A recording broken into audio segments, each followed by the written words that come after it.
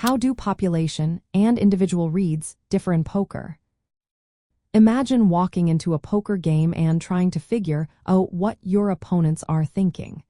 Do you look at each player separately or try to see the bigger picture? That's where understanding the difference between population and individual reads comes in. Population reads are like knowing what most players tend to do in general.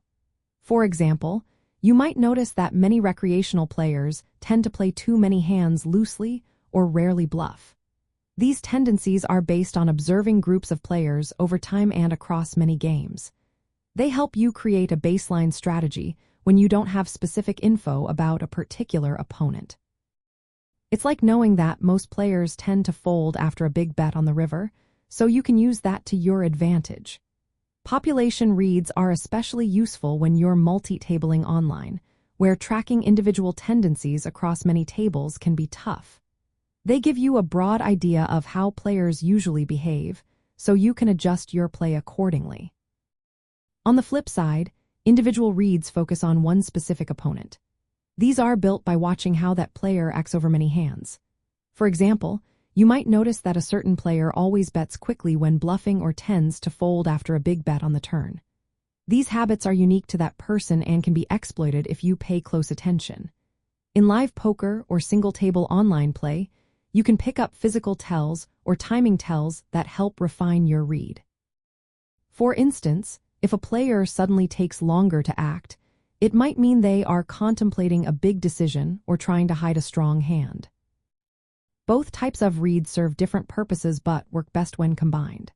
Population reads help you understand what most players do, giving you a solid foundation. Individual reads let you tailor your strategy against specific opponents, increasing your chances of winning. When you're playing online with many tables open, relying more on population tendencies makes sense because tracking each player's behavior across multiple tables is hard. But in a live game or one-on-one online, you can gather more detailed information about each opponent's habits and tells. Remember, reading opponents is not just about physical tells or betting patterns. It's also about understanding their tendencies and how they respond to different situations. Strong players don't rely solely on tells. They use a mix of population knowledge and individual observations to make smarter decisions. Keeping your emotions in check and maintaining a consistent table image also helps you get clearer reads. In the end, knowing how groups of players tend to behave and recognizing what makes each opponent unique are both key to becoming a better poker player. Using population and individual reads together gives you a powerful edge at the table.